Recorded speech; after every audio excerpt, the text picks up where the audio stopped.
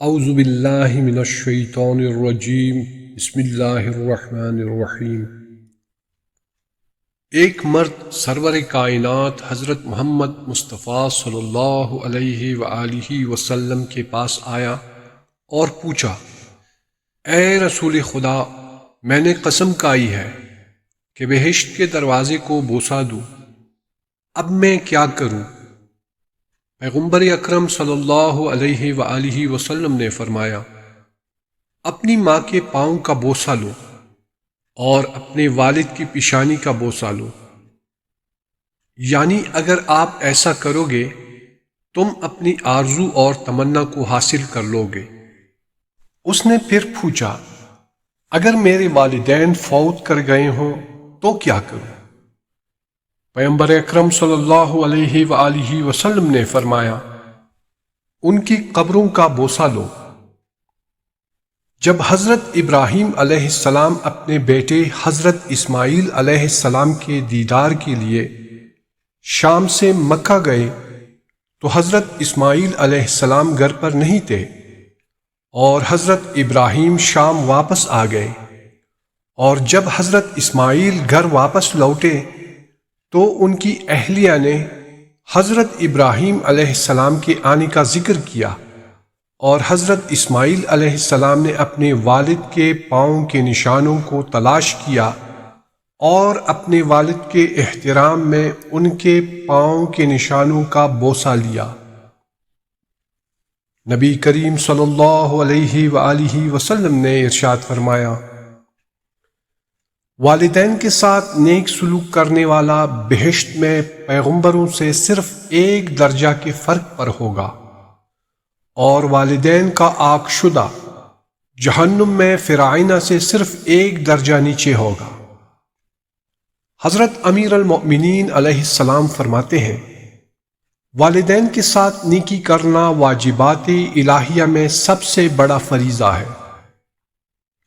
حضرت محمد باقر علیہ السلام فرماتے ہیں، مخفی طور پر صدقہ دینا پروردگار کے غضب کو ٹھنڈا کرتا ہے، اور والدین کے ساتھ نیکی اور قرابت داروں سے صلہ رحم عمر کو دراز کرتا ہے۔ ایک اور حدیث میں فرمایا، ماں باپ سے نیکی اور پوشیدہ خیرات کرنے سے فقر دور ہوتا ہے، اور یہ دونوں عمر کو طویل کرتے ہیں، اور 70 قسم کی بری موت اس سے دور ہوتی ہے۔ یہ بھی فرمایا کہ جو کوئی مجھے یہ ضمانت دے کہ والدین سے نیکی اور رشتہ داروں سے اچھا سلوک کرے گا تو میں بھی اسے کثرت مال اور درازی عمر کے علاوہ اپنے قبیلہ میں محبوب بننے کی ضمانت دوں گا۔ حضرت امام نقی علیہ السلام نے فرمایا، والدین کی ناراضگی سے روزی کی کمی اور ذلت پیچھا کرتی ہے۔ مدینہ منورہ کے ایک دولت مند جوان کے ضعیف ماں باپ زندہ تھے۔ وہ جوان ان کے ساتھ کسی قسم کی نیکی نہیں کرتا تھا اور انہیں اپنی دولت سے محروم کیے ہوئے تھا۔ چنانچہ اللہ تعالیٰ نے اس جوان سے اس کا سب مال و دولت چھین لیا۔ وہ ناداری، تنگ دستی اور بیماری میں مبتلا ہو گیا، اور مجبوری و پریشانی انتہا کو پہنچ گئی۔